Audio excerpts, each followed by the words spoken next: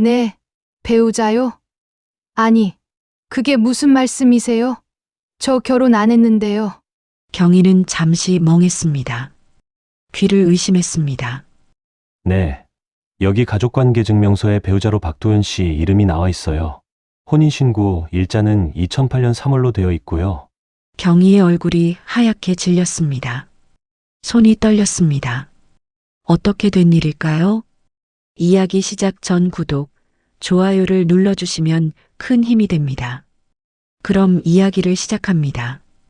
2025년 11월 서울 변두리 낡은 빌라 3층 복도에는 오래된 김치 냄새가 배어 있었습니다. 벽지는 곳곳이 들뜬 채로 말려 있었고 계단 손잡이는 녹이 슬어 붉은 얼룩이 져 있었습니다. 오경이는 현관문 앞에서 잠시 멈춰 섰습니다. 손에는 비닐봉지 하나, 마트에서 산 컵라면 3개와 계란 한 판이 전부였습니다. 월세는 이미 2달째 밀렸고 통장 잔고는 10,000원이 채 남지 않았습니다. 이러다 쫓겨나겠네. 경희는 작게 중얼거리며 문을 열었습니다.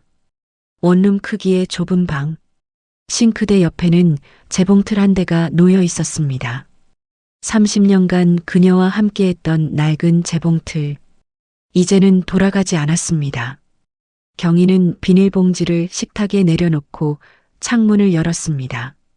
찬바람이 스며들어왔습니다. 11월의 공기는 차가웠지만 방 안은 더 차가웠습니다. 보일러를 틀지 못한 지 벌써 일주일째였습니다. 그녀는 천천히 자리에 앉아 핸드폰을 꺼냈습니다. 화면에는 문자 한 통, 동사무소에서 온 안내문이었습니다. 기초생활수급자 신청 상담 안내, 방문 날짜 11월 24일 오후 2시, 담당 최성범 주임. 경희는 한숨을 길게 내쉬었습니다. 이 나이에 수급자 신청을 하러 간다는 게 창피했습니다. 하지만 달리 방법이 없었습니다. 그래도 살아야지. 그녀는 옷장에서 가장 깨끗한 옷을 꺼냈습니다. 검은색 니트와 회색 바지, 거울 앞에 서서 머리를 빗었습니다. 흰머리가 반을 넘었지만 염색할 여유는 없었습니다. 다음 날 오후 2시, 경희는 동사무소 민원실 앞에 섰습니다. 형광등 불빛 아래 플라스틱 의자들이 줄지어 놓여 있었습니다. 대기 번호표를 뽑고 자리에 앉았습니다. 주변에는 할머니 몇 분과 젊은 남자 한 명이 앉아 있었습니다. 모두 지친 표정이었습니다. 경희는 손을 꽉 쥐고 자신의 차례를 기다렸습니다. 152번 오경희님. 경희는 자리에서 일어나 창구로 향했습니다. 젊은 남직원이 환하게 웃으며 맞이했습니다. 어서 오세요. 최성범 주임입니다. 앉으세요. 경희는 조심스럽게 의자에 앉았습니다. 최 주임은 컴퓨터 화면을 보며 말했습니다. 신청서 작성하셨죠? 먼저 신분증 좀 보여주세요. 경희는 가방에서 주민등록증을 꺼내 건넸습니다. 최 주임은 능숙한 손놀림으로 서류를 정리하기 시작했습니다. 키보드를 두드리는 소리가 규칙적으로 울렸습니다. 일단 기본 인적사항 확인하고요. 가족관계증명서부터 떼야 하는데. 최 주임은 화면을 바라보다가 눈을 깜빡였습니다. 그리고 다시 한번 화면을 확인했습니다. 경희는 그 표정을 놓치지 않았습니다. 뭐 문제 있나요? 최 주임은 난처한 표정을 지으며 말했습니다. 아, 그게 선생님, 배우자분 이름이 등록돼 있는데요. 경희는 잠시 멍했습니다. 귀를 의심했습니다. 네, 배우자요? 네. 여기 가족관계증명서에 배우자로 박도현 씨 이름이 나와 있어요. 혼인신고 일자는 2008년 3월 15일로 되어 있고요. 경희의 얼굴이 하얗게 질렸습니다. 손이 떨렸습니다. 잠깐, 그게 무슨 말씀이세요? 저 결혼 안 했는데요. 최 주임은 난처한 표정으로 모니터를 돌려 보여주었습니다. 화면에는 선명하게 적혀 있었습니다. 배우자 박도현, 혼인신고일 2008년 3월 15일. 경희는 화면을 뚫어지게 바라봤습니다. 심장이 세게 뛰었습니다. 손끝이 차가워졌습니다. 이게 어떻게? 그녀는 중얼거렸습니다. 목소리가 떨렸습니다. 최 주임은 조심스럽게 물었습니다. 혹시 기억 안 나시는 건가요? 혼인신고는 본인 동의 없이는 불가능한데. 경희는 고개를 저었습니다. 아니요. 전 그런 거 한 적 없어요. 도장도 안 찍었고 서류에 사인한 적도 없어요. 그럼 위조 가능성도 있겠네요. 이건 좀 복잡한 문제예요. 최 주임은 한숨을 쉬며 말을 이었습니다. 일단 배우자가 등록되어 있으면 그분 소득까지 다 합산돼요. 그래서 수급자 신청이 어려울 수 있어요. 경희는 멍하니 앉아 있었습니다. 머릿속이 하얘졌습니다. 그럼 저는 어떻게 해야 해요? 먼저 혼인 무효 소송을 하시거나 이혼 절차를 밟으셔야 해요. 그래야 수급 신청이 가능합니다. 경희는 아무 말도 할 수 없었습니다. 17년 전 기억이 떠올랐습니다. 박도현. 그 이름을 다시 듣게 될 줄은 몰랐습니다. 집으로 돌아오는 길, 경희는 비틀거리며 계단을 올라갔습니다. 손에는 동사무소에서 받은 가족관계 증명서가 들려 있었습니다. 종이는 구겨져 있었습니다. 방문을 열고 들어가자마자 그녀는 주저앉았습니다. 서류를 바닥에 던졌습니다. 이게 뭐야? 이게 대체 뭐야? 눈물이 흘러내렸습니다. 60년을 살아오며 참았던 감정들이 터져 나왔습니다. 경희는 떨리는 손으로 서류를 다시 집어들었습니다. 배우자란에 적힌 이름, 박도현. 그 이름을 보자 기억이 선명하게 돌아왔습니다. 2006년 가을, 처음 만났던 그날, 그의 웃음, 그의 약속, 그리고 그가 떠난 날, 경희는 눈을 감았습니다. 가슴이 먹먹했습니다. 왜 그런 짓을 한 거야? 그녀는 작게 중얼거렸습니다. 방 안은 고요했습니다. 재봉틀만이 그녀를 바라보고 있었습니다. 그날 밤, 경희는 잠을 이룰 수 없었습니다. 천장을 바라보며 누워 있었습니다. 형광등 불빛이 깜빡거렸습니다. 그녀는 천천히 일어나 서랍을 열었습니다. 오래된 사진첩 한 권, 먼지가 쌓여 있었습니다. 경희는 사진첩을 펼쳤습니다. 첫 장에는 젊은 시절의 그녀가 있었습니다. 25살, 웃고 있는 얼굴, 옆에는 어머니가 서 있었습니다. 그녀는 페이지를 넘겼습니다. 30살, 40살, 사진은 점점 줄어들었습니다. 그리고 어느 눈 내리는 날, 박도현과 함께 찍은 사진 한 장. 경희는 사진을 오래 바라봤습니다. 도현은 환하게 웃고 있었습니다. 그녀도 웃고 있었습니다. 우리 정말 행복했었는데. 경희는 사진을 쓰다듬었습니다. 눈물이 다시 흘러내렸습니다. 그녀는 사진첩을 닫고 침대에 누웠습니다. 창밖으로 달빛이 스며들었습니다. 찬바람이 창틈으로 들어왔습니다. 경희는 이불을 끌어당겼습니다. 그리고 눈을 감았습니다. 내일 그 사람을 찾아봐야겠어. 그녀는 작게 중얼거렸습니다. 목소리는 떨렸지만 결심은 단단했습니다. 밤은 깊어갔습니다. 빌라 복도에서는 누군가의 기침 소리가 들렸습니다. 어디선가 TV 소리도 희미하게 들려왔습니다. 경희는 천천히 잠에 빠져들었습니다. 꿈속에서 그녀는 다시 젊었습니다.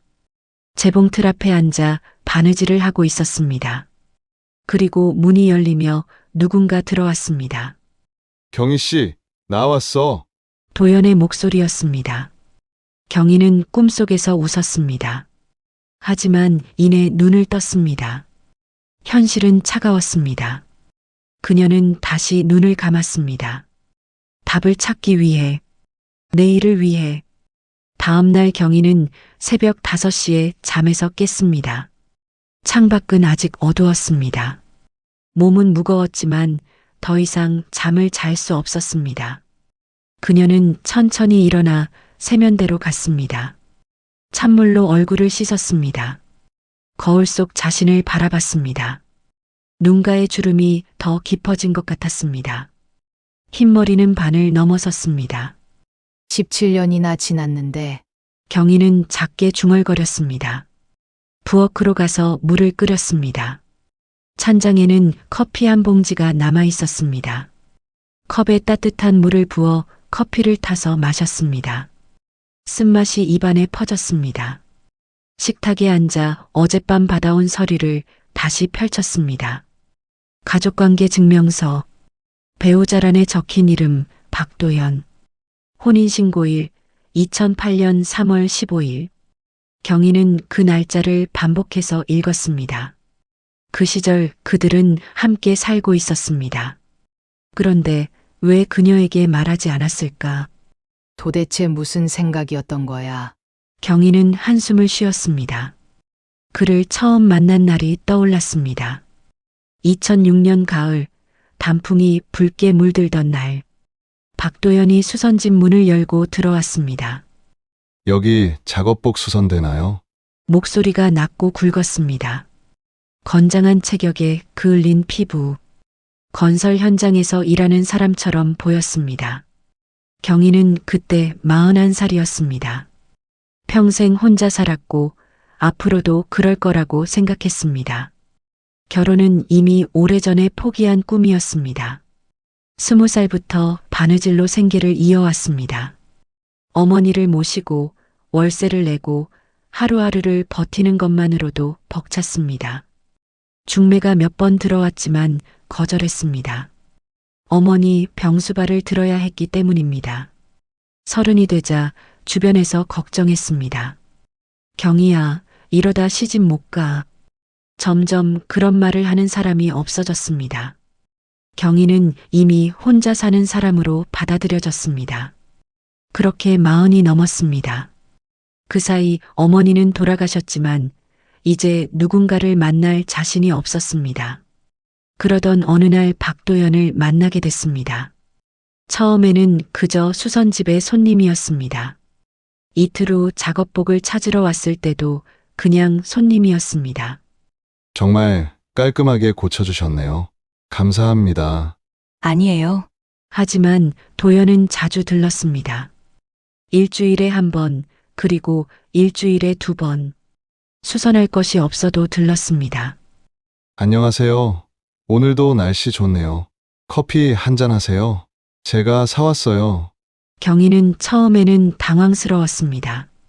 왜 이 남자는 자꾸 오는 걸까? 혹시 무슨 의도가 있는 건 아닐까? 하지만 도연은 그냥 이야기를 나누고 싶어 하는 것처럼 보였습니다. 저는 박도연이에요. 건설 현장에서 소장으로 일하고 있고요. 전 오경이에요. 알아요. 여기 간판에 적혀 있더라고요. 도연은 웃었습니다. 경희도 따라 웃었습니다. 그렇게 두 사람은 가까워졌습니다. 다음해 봄, 작은 카페에서 도연이 말했습니다. 경희 씨, 저 솔직히 말할게요. 저 경희 씨 좋아해요. 경희는 얼굴이 빨개졌습니다. 41살에 받는 고백. 평생 처음이었습니다. 경희 씨와 진지하게 만나보고 싶어요. 도연은 진지했습니다. 경희는 눈물이 날 것 같았습니다. 누군가 자신을 원한다는 사실이 믿기지 않았습니다. 일주일 후 경희는 대답했습니다. 좋아요. 한번 믿어볼게요. 도연은 그녀를 꼭 안아주었습니다. 얼마 후 도연이 경희의 수선집 근처에 원룸을 얻었습니다. 일단 여기서 같이 살아봐요. 나중에 제가 돈 좀 모으면 집 한 채 장만해서 정식으로 결혼해요. 경희는 행복했습니다. 늘 혼자 먹던 밥을 둘이 먹었습니다.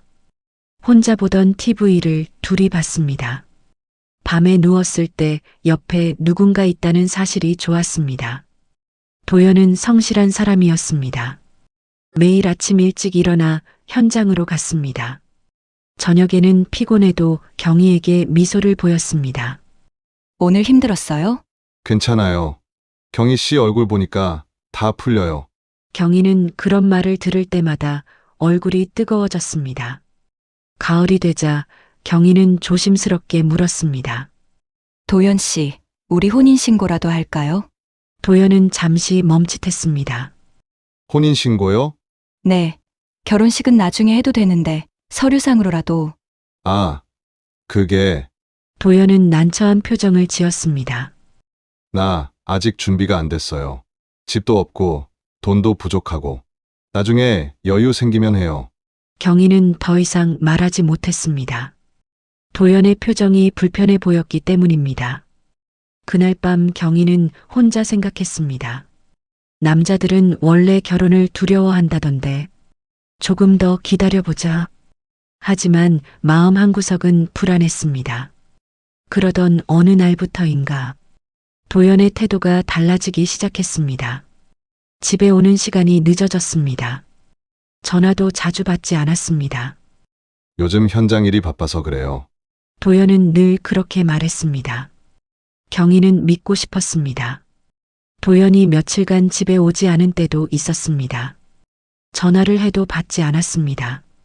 경희는 잠을 이룰 수 없었습니다. 그러다 어느 날 밤 도연이 돌아왔습니다. 얼굴이 어두웠습니다.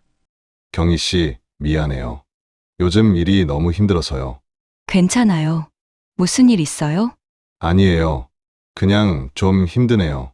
도연은 더 이상 말하지 않았습니다. 경희는 그냥 그의 등을 토닥여 주었습니다. 어느 날 도연이 짐을 쌌습니다. 경희 씨, 미안해요. 나 지방으로 내려가야 할 것 같아요. 지방이요? 갑자기요? 현장이 부산으로 옮겨졌어요. 최소 2년은 거기서 일해야 해요. 경희는 가슴이 철렁했습니다. 그럼 저도 같이 갈게요. 안 돼요. 거기는 숙소 생활이에요. 경희 씨까지 데려갈 수 없어요. 그럼 주말에라도 올라올 거죠? 도연은 대답하지 않았습니다. 그저 짐을 들고 문을 나섰습니다. 연락할게요. 그게 도연의 마지막 모습이었습니다. 일주일 후 도연에게 전화가 왔습니다. 경희 씨, 나 경희 씨 행복하게 해줄 수 없을 것 같아요. 정말 미안해요. 나 기다리지 말아요. 마지막 도연의 목소리였습니다. 경희는 주저앉아 울었습니다. 하지만 이유는 알 수 없었습니다. 처음 겪는 연인과의 이별은 고통스러웠습니다. 경희는 수선집으로 돌아가 바느질에 몰두했습니다. 한 땀 한 땀, 정성스럽게. 밤이면 외로움이 밀려왔습니다. 혼자 먹는 밥은 맛이 없었습니다. 역시 나 같은 사람은 혼자 사는 게 맞나 봐. 경희는 중얼거렸습니다. 그렇게 시간이 흘렀습니다. 도연에 대한 기억은 점점 희미해졌습니다. 하지만 완전히 잊을 수는 없었습니다. 가끔 길을 걷다가 비슷한 뒷모습을 보면 가슴이 뛰었습니다. 밤에 혼자 누워있으면 그의 목소리가 들리는 것 같았습니다. 고단한 하루를 마친 밤, 미싱 소리가 멈춘 정적 속에서 그녀는 자신이 세상에 홀로 남겨졌다는 서글픔을 느꼈습니다. 그녀는 간절하게 누군가와 함께 하고 싶었습니다. 어느 날 중학교 동창 김순애가 찾아왔습니다. 경희야, 오랜만이다. 순애야, 어쩐 일이야? 그냥 내 얼굴 보고 싶어서. 요즘 어떻게 지내? 순애는 경희의 수선집을 둘러봤습니다. 여전히 혼자 사는구나. 응, 편해. 편하긴. 외로울 텐데. 순애는 안타까운 표정을 지었습니다. 있잖아, 우리 남편 친구 중에 괜찮은 사람 있어. 나이는 좀 있지만 성실하고 착해. 한번 만나볼래? 경희는 손을 저었습니다. 아니야, 난 괜찮아. 왜? 아직도 그 남자 생각해? 경희는 대답하지 않았습니다. 순애는 한숨을 쉬었습니다. 경희야, 너무 집착하지 마. 세상에 남자 한둘이야. 이 사람 한번 만나봐. 알았어. 만나볼게. 일주일 후 경희는 카페에서 남자를 만났습니다. 이름은 최진모, 55세, 철물점 사장. 직무는 조용하고 차분한 사람이었습니다. 말이 많지 않았지만 성실해 보였습니다. 저는 5년 전에 아내를 잃었어요. 그 후로 혼자 살고 있고요. 그러셨군요. 오경희 씨는요? 저는 계속 미혼이었어요. 아, 그러셨구나. 외로우시겠어요. 괜찮아요. 익숙해요. 대화는 길게 이어지지 않았습니다. 경희는 마음이 움직이지 않았습니다. 진무도 마찬가지였던 것 같습니다. 헤어질 때 진무가 말했습니다. 만나서 반가웠어요. 좋은 분 만나시길 바랄게요. 경희는 고개를 끄덕였습니다. 신경 써준 순애가 고마웠지만 아무런 소득이 없었습니다. 그 후로도 하루하루가 똑같았습니다. 아침에 일어나 가게 문을 열고 손님을 맞이하고 바느질을 하고 저녁에 문을 닫았습니다. 그리고 집에 돌아가 혼자 밥을 먹고 TV를 보고 잠이 들었습니다. 외로움에 다시 익숙해져 갈 때쯤 경희의 가게로 자주 찾아오던 단골 손님 정우영이 있었습니다. 그는 50 중반의 나이였고 늘 깔끔한 차림에 말을 번지르르 하게 했습니다. 자신을 작은 무역회사의 부장이라고 소개했지만 실제 하는 일은 불분명해 보였습니다. 한참 일할 시간인 평일 낮 시간에도 자주 찾아왔습니다. 그는 경희에게 고독을 달래주는 다정한 말들을 건넸습니다. 경희는 그 다정함에 조금씩 마음을 열었고 우영은 자연스럽게 그녀의 가게와 집을 드나들기 시작했습니다.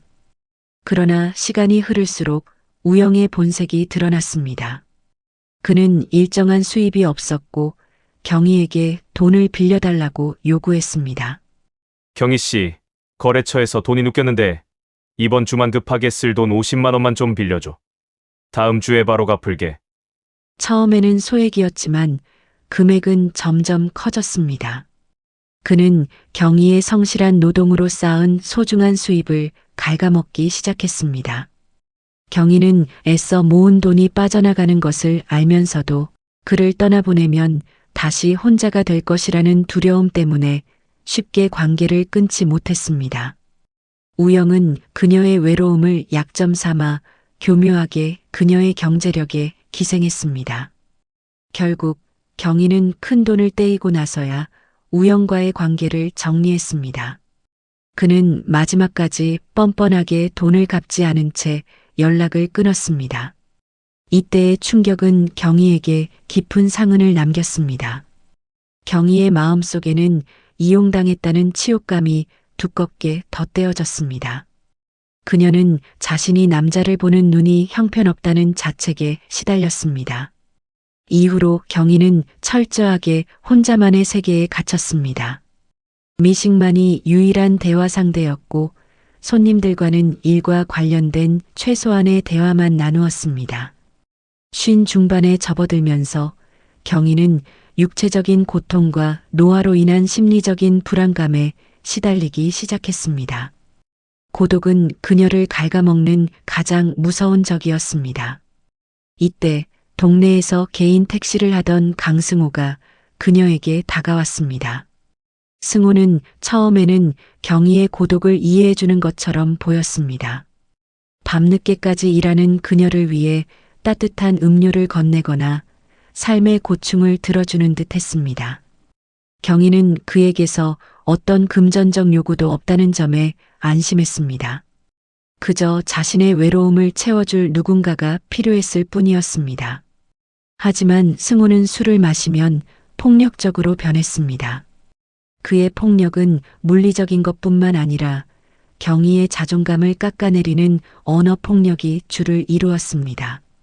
그는 경희의 나이, 미혼인 상태, 수선집 운영을 비하하며 자신보다 못한 존재로 여기는 듯 했습니다.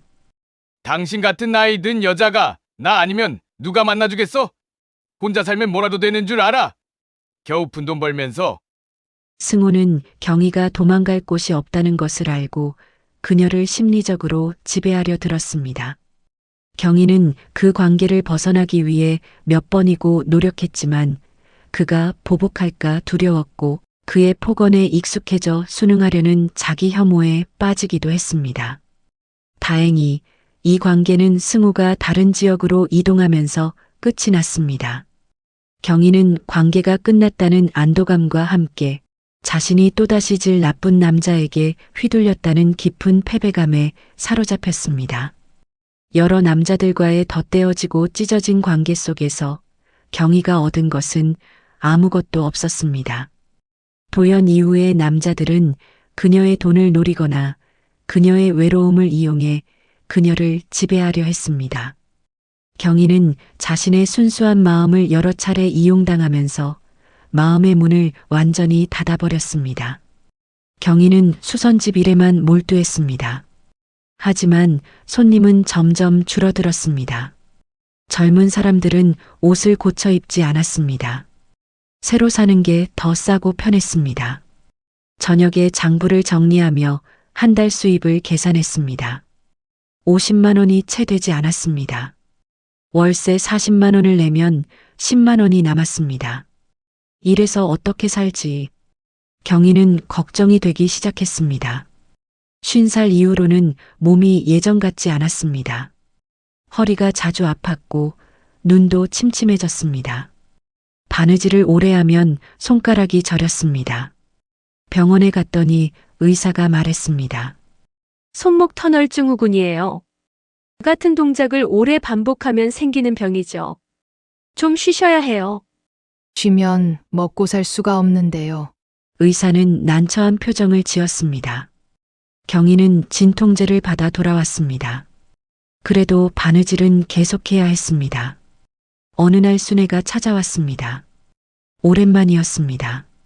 경희야, 나 미국 가. 미국. 갑자기? 아들이 거기서 정착했거든. 이제 나이도 있고 같이 살자고 해서. 그렇구나. 좋겠다. 경희는 웃었지만 속은 쓸쓸했습니다. 순애마저 떠나면 남는 사람이 없었습니다. 경희야, 너도 어디 기댈 곳 마련해. 혼자는 힘들어. 이제 58이잖아. 알아. 노력해볼게. 순애는 경희를 꼭 안아줬습니다. 건강해. 연락할게. 잘 가. 순애가 떠난 후 경희는 더 외로워졌습니다. 세상에 아는 사람이 거의 없었습니다. 어느덧 60세. 수선집은 오래된 건물만큼이나 낡았고 그녀의 허리와 손목은 고질병이 되었습니다. 그동안 모은 돈은 남자에게 떼었고 적게나마 버는 돈은 생활비로 쓰기에 급급했습니다. 건물주가 찾아왔습니다. 사장님, 월세가 너무 밀렸어요. 이번 달까지만 기다릴게요. 경희는 고개를 숙였습니다. 죄송합니다. 최대한 빨리 내드릴게요. 하지만 돈이 없었습니다. 통장 잔고는 거의 바닥이었습니다. 그녀의 육체적, 정신적 건강은 모두 소진되었습니다. 경희의 세월은 마치 천조각을 이어 붙인 누더기 같았습니다. 겉으로는 멀쩡해 보일지 몰라도 안을 들여다보면 덧대어진 자국마다 상처와 배신 그리고 후회의 흔적이 가득했습니다. 결국 경희는 수선집을 닫기로 했습니다. 30년간 운영했던 가게, 수많은 손님들을 만났던 곳, 도연을 처음 만났던 곳. 마지막 날 경희는 가게를 둘러봤습니다. 재봉틀, 실패, 가위, 바늘 모두 정리해야 했습니다. 수고했어. 경희는 재봉틀을 쓰다듬었습니다. 눈물이 흘렀습니다. 재봉틀을 집으로 옮겼습니다. 하지만 더 이상 사용하지 않았습니다. 그녀는 모든 희망을 포기하고 마지막 남은 자존심을 내려놓은 채 동사무소를 찾았습니다. 기초수급자가 되어야만 이 지친 삶을 겨우 이어갈 수 있을 것 같았습니다. 그리고 그곳에서 17년 전 그녀의 삶에 들어와 짧은 행복을 남기고 사라졌던 이름 박도연을 다시 만났습니다. 경희는 생각했습니다. 도연이 떠난 후 만났던 남자들은 모두 그녀를 망가뜨렸지만 도연은 그 남자들과는 달랐었다고. 하지만 그가 떠나지 않았다면 이렇게 외로이 방황하지 않았을 텐데. 원망과 알 수 없는 그리움. 배우자 박도연, 이 서류 한 장이 그녀의 지난날의 고통과 불행을 다시 끄집어내고 있었습니다. 강남 테헤란로. 경희는 버스에서 내렸습니다. 높은 빌딩들이 줄지어 서 있었습니다. 유리창은 햇빛을 반사하며 빛났습니다. 경희는 주변을 둘러봤습니다. 이곳은 그녀가 사는 세계와 달랐습니다. 정장을 입은 사람들이 바쁘게 걸어갔습니다. 고급 승용차들이 도로를 달렸습니다. 경희는 가방에서 메모지를 꺼냈습니다. 도연종합건설 테헤란로 524 15층. 동사무소 직원에게 물어 박도연의 회사를 찾았습니다. 박도연은 현재 경희의 법적 배우자이기 때문에 그의 정보를 쉽게 알아낼 수 있었습니다. 경희는 천천히 걸었습니다. 발걸음이 무거웠습니다. 17년 만에 그를 만난다는 사실이 실감나지 않았습니다. 그는 나를 기억이나 할까? 어떤 얼굴로 날 볼까? 경희는 불안했습니다. 도연빌딩이라고 쓰인 간판이 보였습니다. 15층짜리 건물. 1층 로비는 대리석으로 되어 있었습니다. 경희는 입구 앞에서 멈춰 섰습니다. 유리문 너머로 로비가 보였습니다. 안내 데스크에 젊은 직원이 앉아 있었습니다. 들어가야 해. 경희는 심호흡을 했습니다. 유리문을 밀고 들어갔습니다. 로비는 넓고 깨끗했습니다. 천장에는 큰 샹들리에가 달려 있었습니다. 바닥에 대리석은 윤이 났습니다. 경희는 자신의 낡은 코트를 내려다봤습니다. 이곳에 어울리지 않았습니다. 안내 데스크로 다가갔습니다. 젊은 여직원이 환하게 웃으며 맞이했습니다. 어서 오세요. 무엇을 도와드릴까요? 저 도연종합건설 사장님을 만나러 왔는데요. 예약이 되어 있으신가요? 아니요. 그냥 급한 일이 있어서요. 여직원의 표정이 조금 굳었습니다. 죄송하지만 사장님은 예약 없이는 만나기 어려우세요. 무슨 용건이신지 말씀해 주시면 담당 부서로 연결해 드릴게요. 경희는 당황했습니다. 저는 사장님과 개인적인 일이 있어서요. 개인적인 일이시라면 연락처를 남겨주시면 확인 후 연락드리겠습니다. 경희는 난처했습니다. 이렇게 돌아갈 수는 없었습니다. 제발요. 정말 급한 일이에요. 잠깐만이라도 만나게 해주세요. 경희의 목소리가 떨렸습니다. 여직원은 난처한 표정을 지었습니다. 그때 엘리베이터가 열리며 한 남자가 나왔습니다. 60대 초반으로 보이는 남자. 정장을 입고 서류 가방을 들고 있었습니다. 남자는 경희를 흘끗 보고 지나쳤습니다. 하지만 몇 걸음 가다가 멈춰 섰습니다. 천천히 돌아봤습니다. 경희도 그를 바라봤습니다. 심장이 세게 뛰었습니다. 박도연이었습니다.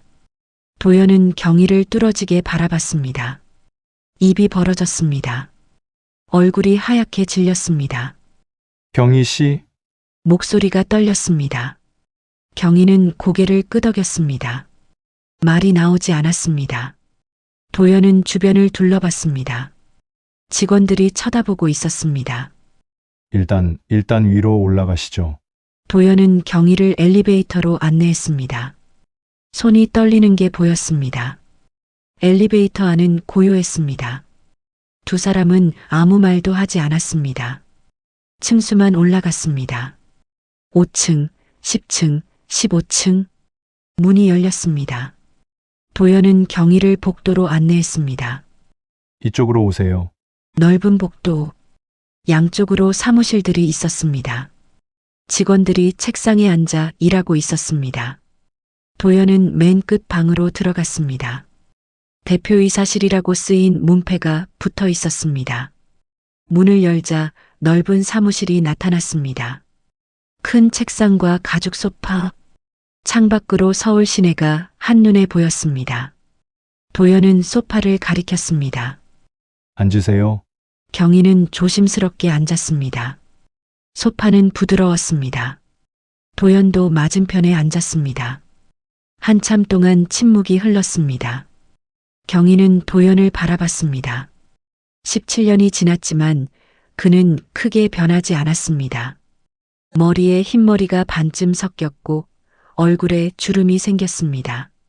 하지만 여전히 도연이었습니다. 도연도 경희를 바라봤습니다. 눈빛이 복잡했습니다. 경희 씨 어떻게? 도연이 먼저 입을 열었습니다. 목소리가 낮았습니다. 경희는 가방에서 서류를 꺼냈습니다. 가족관계 증명서 테이블 위에 놓았습니다. 이게 뭐예요? 경희의 목소리도 떨렸습니다. 도연은 서류를 집어들었습니다. 눈으로 훑어봤습니다. 얼굴이 더 하얗게 변했습니다. 이건 왜 내 이름으로 혼인신고를 했어요? 경희의 목소리가 커졌습니다. 도연은 서류를 내려놓았습니다.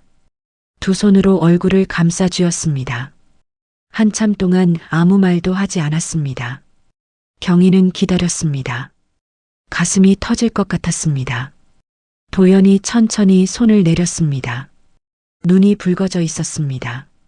미안해요. 미안하다고요? 그게 다예요? 경희의 목소리가 떨렸습니다. 도연은 한숨을 길게 내쉬었습니다. 설명할게요. 일단 물 좀 드세요.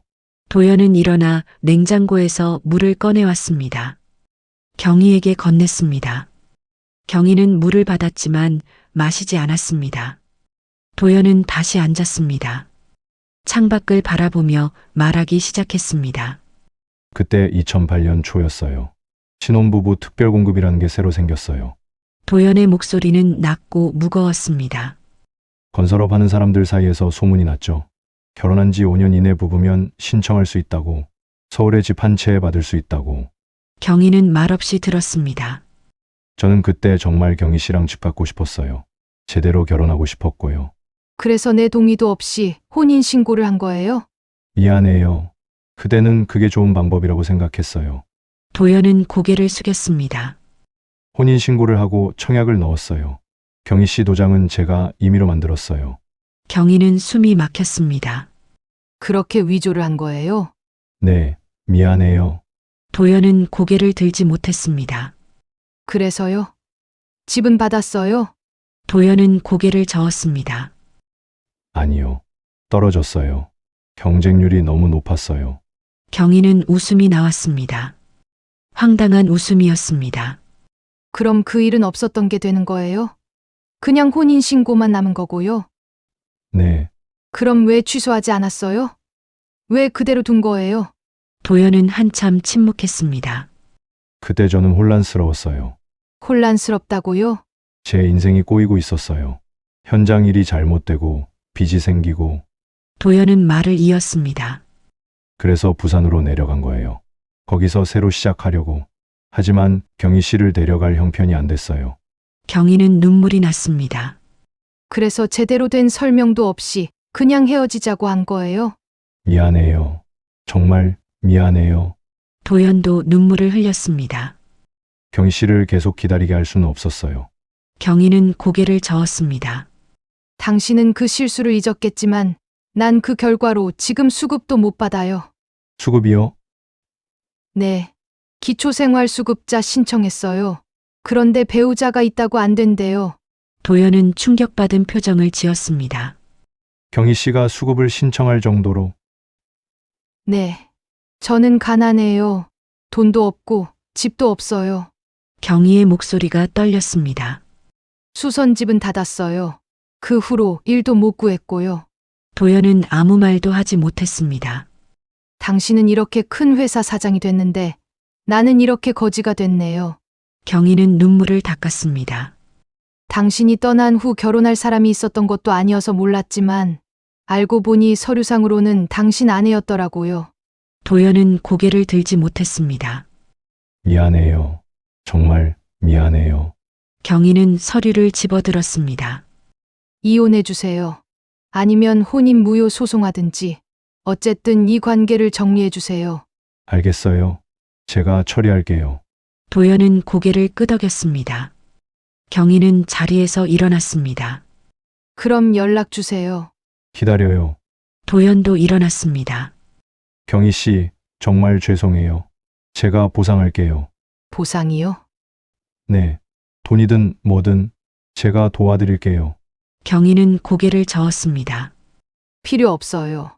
그냥 서류만 정리해 주세요. 경희 씨, 됐어요. 경희는 돌아서서 문으로 향했습니다. 손이 떨렸습니다. 경희 씨, 도연이 불렀습니다.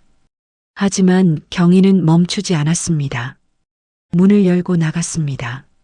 복도를 지나 엘리베이터로 향했습니다. 엘리베이터 안에서 경희는 무너졌습니다. 벽에 기대섰습니다. 눈물이 흘러내렸습니다. 17년 만에 만난 그 사람. 여전히 똑같은 사람. 하지만 완전히 다른 세계에 살고 있는 사람.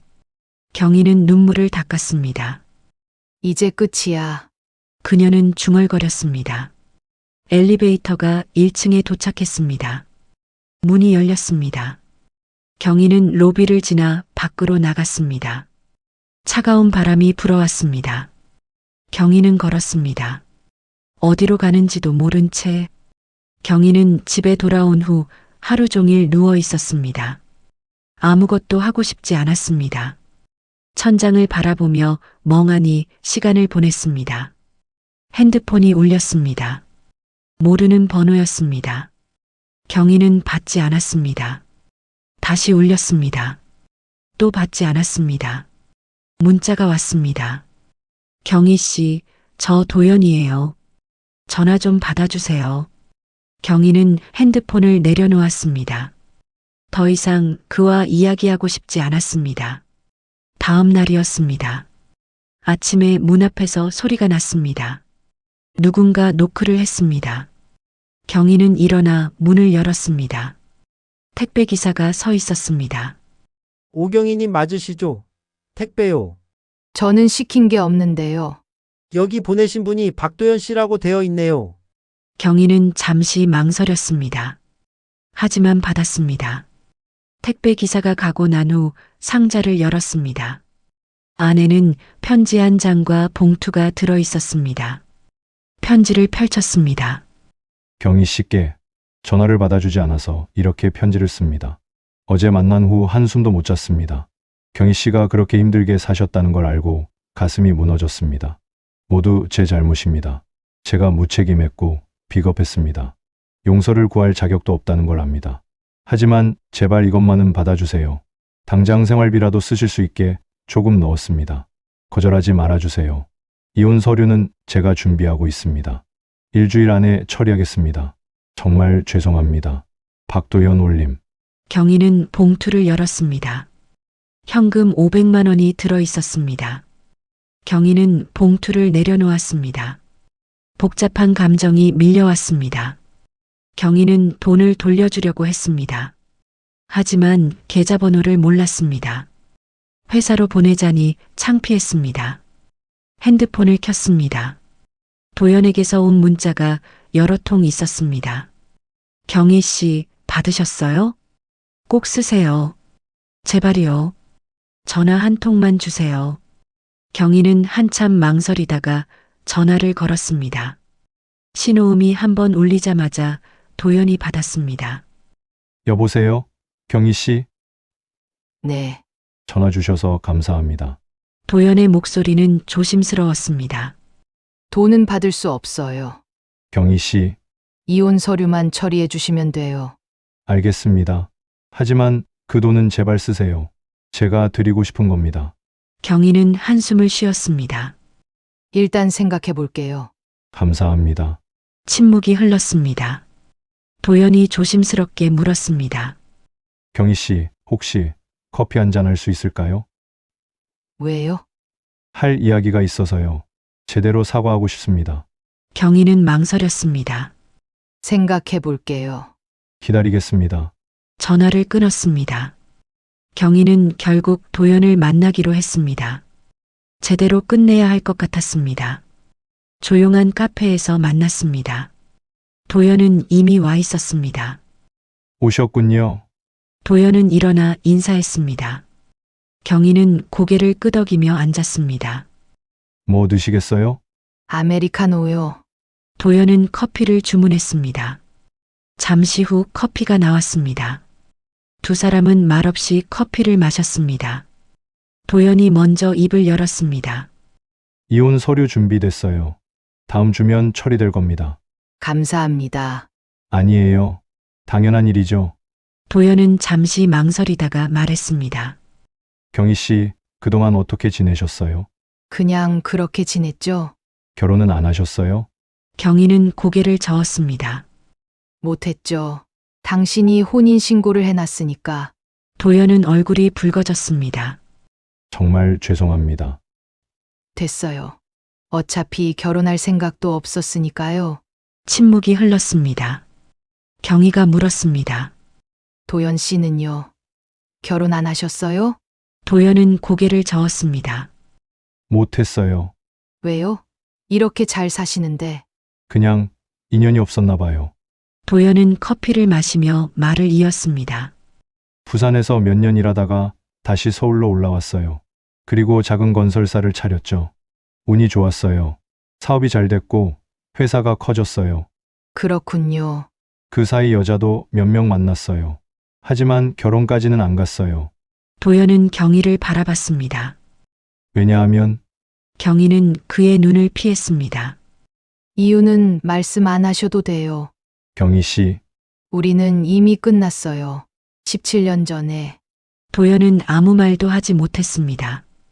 얼마 후 이혼 서류가 처리되었습니다. 도연이 전화를 했습니다. 경희 씨, 서류 처리 끝났어요. 감사합니다. 이제 수급 신청 다시 하실 수 있을 거예요. 네, 혹시 필요한 거 있으면 언제든 연락 주세요. 괜찮아요. 경희 씨, 됐어요. 이제 우리는 남이니까요. 도연은 한참 침묵했습니다. 경희 씨, 마지막으로 한 가지만 물어볼게요. 뭐죠? 저 지금이라도 늦지 않았을까요? 경희는 가슴이 철렁했습니다. 무슨 말씀이세요? 우리 다시 시작할 수는 없을까요? 경희는 숨이 막혔습니다. 저 사실 17년 동안 경희 씨를 잊은 적이 없어요. 다른 여자를 만나도 자꾸 경희 씨가 생각났어요. 경희는 눈물이 났습니다. 그건 당신 착각이에요. 아니에요. 진심이에요. 도연 씨, 우리는 너무 많은 시간이 흘렀어요. 그래도 늦지 않았다고 생각해요. 우리 아직 살 날이 남았잖아요. 경희는 전화를 끊고 싶었습니다. 하지만 손이 움직이지 않았습니다. 한 번만 진지하게 생각해 봐 주세요. 도연은 간절하게 말했습니다.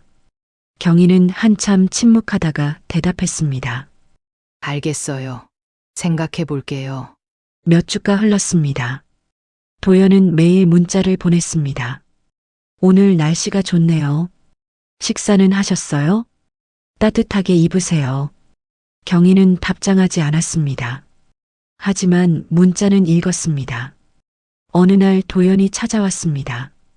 경희의 빌라 앞에 서 있었습니다. 어떻게 여길? 주소는 서류에 있었어요. 도연은 손에 무언가를 들고 있었습니다. 따뜻한 국밥 한 그릇과 반찬들이었습니다. 드세요. 아침 걸으셨을 것 같아서요. 경희는 받을 수 없었습니다. 괜찮아요. 제발요. 그냥 밥 한 끼예요. 도연의 눈빛이 간절했습니다. 경희는 결국 받았습니다. 들어오세요. 도연은 경희의 방에 들어왔습니다. 좁고 낡은 방. 고장난 재봉틀이 한쪽에 놓여 있었습니다. 도연은 가슴이 아팠습니다. 경희 씨가 이런 곳에서 괜찮아요. 익숙해요. 경희는 국밥을 꺼내 먹기 시작했습니다. 배가 고팠습니다. 도연은 재봉틀을 바라봤습니다. 이거 그때 그 재봉틀이네요. 네, 고장 났어요? 네. 고치려면 돈이 들어서 그냥 두고 있어요. 도연은 재봉틀을 만져봤습니다. 제가 고쳐드릴게요. 괜찮아요. 아니에요. 제가 꼭 고쳐드리고 싶어요. 도연은 진심이었습니다. 그 이후로 도연은 자주 찾아왔습니다. 음식을 가져왔고 재봉틀을 고쳐주었습니다. 밀린 월세도 대신 내주었습니다. 경희는 거절했지만 도연은 들어주지 않았습니다. 이건 제가 하고 싶어서 하는 거예요. 경희는 마음이 흔들렸습니다. 17년 전의 감정이 다시 살아났습니다. 어느 날 저녁 도연이 물었습니다.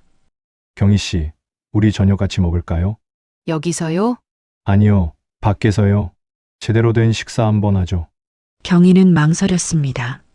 저 입고 갈 옷이 없어요. 괜찮아요. 편한 차림으로 오세요. 경희는 결국 고개를 끄덕였습니다. 도연은 경희를 좋은 식당으로 데려갔습니다. 조용하고 분위기 좋은 곳이었습니다. 이런데 오기 부담스러워요. 괜찮아요. 편하게 계세요. 음식이 나왔습니다. 경희는 오랜만에 제대로 된 식사를 했습니다. 맛있어요? 네, 정말 맛있어요. 도연은 경희를 바라보며 웃었습니다. 경희도 따라 웃었습니다. 식사를 마친 후 도연이 말했습니다. 경희 씨, 제 마음 받아주실 수 있을까요? 경희는 포크를 내려놓았습니다. 도연 씨, 오랜 시간이 지났지만 제 마음은 그때와 똑같아요. 아니, 더 강해졌어요. 경희는 눈물이 났습니다. 저도 사실은 네, 당신이 그리웠어요. 도연은 경희의 손을 잡았습니다. 따뜻했습니다. 그럼 다시 시작할 수 있을까요? 경희는 고개를 끄덕였습니다. 네, 좋아요. 도연은 눈물을 흘렸습니다. 경희도 울었습니다. 17년 만에 두 사람은 다시 만났습니다. 도연과 경희는 다시 함께 시간을 보내기 시작했습니다. 천천히 조심스럽게 도연은 경희에게 새 집을 구해주었습니다. 더 이상 낡은 빌라에서 살 필요가 없었습니다. 너무 과한 것 같아요. 아니에요. 당연한 거예요. 경희는 새 집으로 이사했습니다. 재봉틀도 함께 가져왔습니다. 이제는 고쳐진 재봉틀. 경희는 다시 바느질을 시작했습니다. 한 땀 한 땀. 행복한 마음으로 도연은 매일 찾아왔습니다. 함께 밥을 먹고 이야기를 나눴습니다. 경희 씨, 저희 정식으로 다시 결혼할까요? 아직은 좀 천천히 가요. 알겠어요. 경희 씨, 마음이 준비될 때까지 기다릴게요. 도연은 웃었습니다. 경희도 웃었습니다. 두 사람은 다시 설레었습니다. 마치 처음 만났을 때처럼 봄이 왔습니다. 경희는 새 집 창가에 앉아 밖을 바라봤습니다. 벚꽃이 피기 시작했습니다. 분홍빛 꽃잎들이 바람에 흩날렸습니다. 도연이 문을 열고 들어왔습니다. 손에는 꽃다발을 들고 있었습니다. 경희 씨, 이거 받으세요. 어머, 꽃이네요. 경희는 꽃을 받아들었습니다. 튤립이었습니다. 경희가 좋아하는 꽃. 예쁘죠? 네, 정말 예뻐요. 경희는 꽃병에 꽃을 꽂았습니다. 식탁 위에 놓으니 방 안이 환해졌습니다. 도연은 경희 옆에 앉았습니다. 손을 잡았습니다. 경희 씨, 할 얘기가 있어요. 무슨 얘기요? 도연은 주머니에서 작은 상자를 꺼냈습니다. 빨간 벨벳 상자. 경희는 가슴이 두근거렸습니다.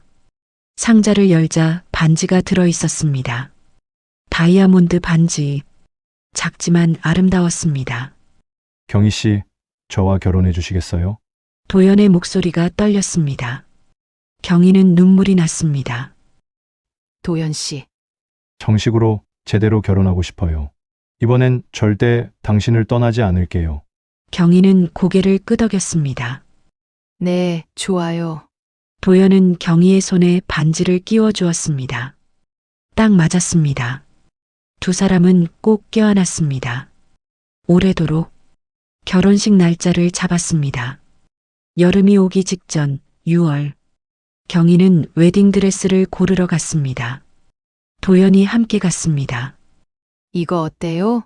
경희는 순백의 드레스를 입어봤습니다. 거울 속에 비친 자신을 보며 믿기지 않았습니다. 61살에 입는 웨딩드레스. 평생 한 번도 입어보지 못했던 옷. 정말 아름다워요. 도연이 말했습니다. 눈에 눈물이 고였습니다. 나이가 있는데 이런 거 입어도 될까요? 왜요? 당연히 입어야죠. 경희 씨는 세상에서 가장 아름다운 신부예요. 경희는 얼굴이 빨개졌습니다. 드레스를 결정했습니다. 신발도 골랐습니다. 부케도 정했습니다. 모든 게 꿈만 같았습니다. 경희는 초대할 사람이 많지 않았습니다. 친구들은 대부분 연락이 끊겼습니다. 가족도 없었습니다. 괜찮아요. 우리 둘만의 작은 결혼식 하면 돼요. 도연이 말했습니다. 하지만 도연은 경희를 위해 옛 친구들을 찾아냈습니다. 미국에 있는 순애에게도 연락했습니다. 순애는 전화로 울었습니다. 경희야, 정말? 내가 결혼을 해? 나도 믿기지 않아. 축하해.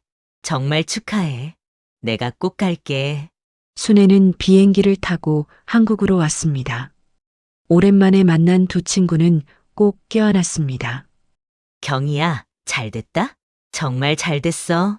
고마워, 순애야. 그 남자 맞아? 17년 전 그 남자? 응. 세상에 드라마 같은 일이 실제로 일어나는구나. 순애는 웃으며 경희의 손을 잡았습니다. 결혼식 전날, 경희는 잠을 이룰 수 없었습니다. 내일이면 결혼식. 믿기지 않았습니다. 도연도 잠을 못 잤습니다. 새벽에 경희에게 전화했습니다. 경희 씨, 자요? 아니요, 못 자고 있어요. 저도요. 너무 떨려서요. 두 사람은 전화로 이야기를 나눴습니다. 지난 일들, 미래의 계획들. 경희 씨, 행복하게 해줄게요. 고마워요. 사랑해요. 저도요. 전화를 끊고 경희는 창밖을 바라봤습니다. 동이 트고 있었습니다. 새로운 날이 시작되고 있었습니다. 결혼식 날이 되었습니다. 작은 예식장, 하얀 꽃들로 장식되어 있었습니다. 의자는 30개 정도, 많지 않은 하객들이 앉아 있었습니다. 순애가 경희의 드레스를 도와주었습니다. 정말 예쁘다, 경희야. 고마워. 늦었지만 이렇게라도 행복해져서 다행이야. 경희는 눈물이 났습니다. 울지 마. 화장 먼저. 순애가 경희의 눈물을 닦아주었습니다. 음악이 흘러나왔습니다. 입장 시간. 경희는 심호흡을 했습니다. 문이 열렸습니다. 예식장 끝에 도연이 서 있었습니다. 턱시도를 입고 환하게 웃고 있었습니다. 경희는 천천히 걸었습니다. 하객들이 일어나 박수를 쳤습니다. 도연의 눈에 눈물이 고였습니다. 경희도 울고 있었습니다. 단상 앞에 섰습니다. 도연이 경희의 손을 잡았습니다. 정말 아름다워요. 고마워요. 주례가 말하기 시작했습니다. 하지만 경희는 잘 들리지 않았습니다. 도연의 얼굴만 보였습니다. 신랑, 신부를 평생 사랑하고 아끼며 행복하게 해주시겠습니까? 예. 도연의 목소리가 울렸습니다. 신부, 신랑을 평생 사랑하고 믿으며 함께 하시겠습니까? 예. 경희의 목소리도 울렸습니다. 그럼 반지를 교환하시기 바랍니다. 도연이 경희의 손에 반지를 끼워 주었습니다. 경희도 도연의 손에 반지를 끼워 주었습니다. 박수가 터져 나왔습니다. 환호성도 들렸습니다. 경희는 행복했습니다. 평생 처음 느끼는 행복. 결혼식이 끝난 후 도연과 경희는 제주도로 떠났습니다. 바다가 보이는 작은 펜션. 여기 정말 좋네요. 마음에 드세요? 네. 너무 좋아요. 두 사람은 손을 잡고 해변을 걸었습니다. 파도 소리가 들렸습니다. 갈매기들이 날아다녔습니다. 경희 씨, 행복해요? 네. 정말 행복해요. 저도요. 도연은 경희를 안아주었습니다. 앞으로 평생 행복하게 해줄게요. 저도 당신을 평생 사랑할게요. 신혼여행을 마치고 돌아왔습니다. 도연은 경희를 위해 새 집을 준비했습니다. 넓고 밝은 아파트. 경희가 꿈꾸던 집. 여기가 우리 집이에요. 경희는 눈물을 흘렸습니다. 너무 좋아요. 이사를 했습니다. 재봉틀도 가져왔습니다. 경희는 작은 방을 작업실로 꾸몄습니다. 다시 바느질을 시작했습니다. 이번에는 취미로, 즐거운 마음으로. 도연은 회사 일을 줄였습니다. 경희와 더 많은 시간을 보내기 위해 아침에는 함께 산책을 했습니다. 저녁에는 함께 요리를 했습니다. 밤에는 TV를 보거나 이야기를 나눴습니다. 단풍이 붉게 물든 가을, 경희와 도연은 공원에 앉아 있었습니다. 경희 씨, 후회 안 해요? 뭐가요? 저랑 결혼한 거요. 경희는 웃었습니다. 당연히 안 하죠. 당신은요? 저도 안 해요. 오히려 17년 전에 왜 그랬나 후회해요. 그때는 어쩔 수 없었잖아요. 그래도요. 그 시간들이 아깝네요. 경희는 도연의 손을 잡았습니다. 괜찮아요. 이렇게라도 지금 함께 있으니까요. 고마워요. 경희 씨. 저야말로. 두 사람은 석양을 바라봤습니다. 하늘이 붉게 물들어 있었습니다. 아름다웠습니다. 경희는 생각했습니다. 인생은 정말 알 수 없구나. 60년을 혼자 살았지만 이제는 혼자가 아니었습니다. 가난했지만 이제는 풍족했습니다. 외로웠지만 이제는 행복했습니다. 모든 게 완벽하지는 않았습니다. 과거의 상처도 남아 있었습니다. 하지만 괜찮았습니다. 함께 있으니까 17년이라는 시간, 돌고 돌아 다시 만났습니다. 이번에는 절대 놓치지 않을 것입니다. 평생 함께 할 것입니다. 이야기를 마칩니다. 구독과 좋아요는 채널 운영에 큰 힘이 됩니다. 좋은 하루 되시길 바랍니다. 감사합니다.